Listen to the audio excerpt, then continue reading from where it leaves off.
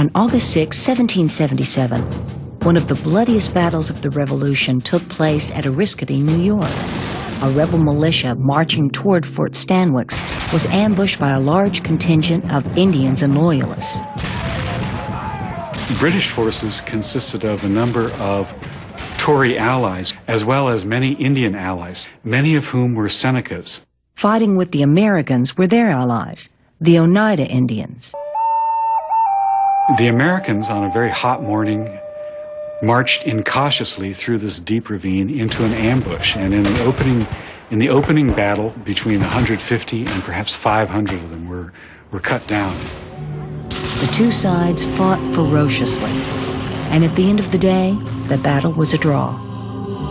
There was certainly no gain for either side, and in the long run, the British came off with a considerable loss in this sense. The Indians felt that they had been forced to assume an unfair brunt of the fighting. And in the native way of fighting, they had no patience for standing up and blasting each other in mass squares. The loss of anyone was an irretrievable loss that required replacement and mourning. Indian disaffection with the British would have larger consequences for the British armies in upstate New York. One army under Burgoyne was to come down through the Richelieu River corridor that comes down through Lakes George and Lake Champlain toward Albany.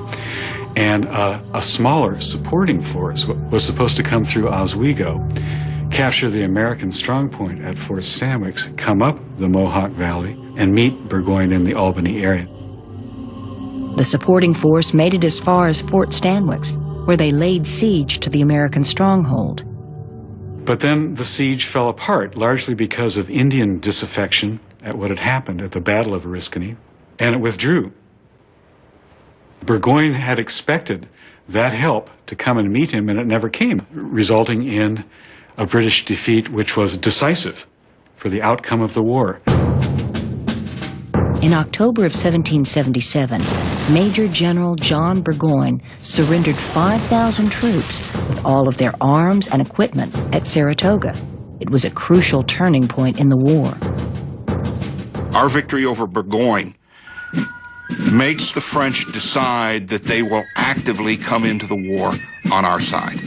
And it totally changes the strategic equation for the British. What before had been, in effect, a family argument, what before had been a colonial war, in effect now becomes a world war.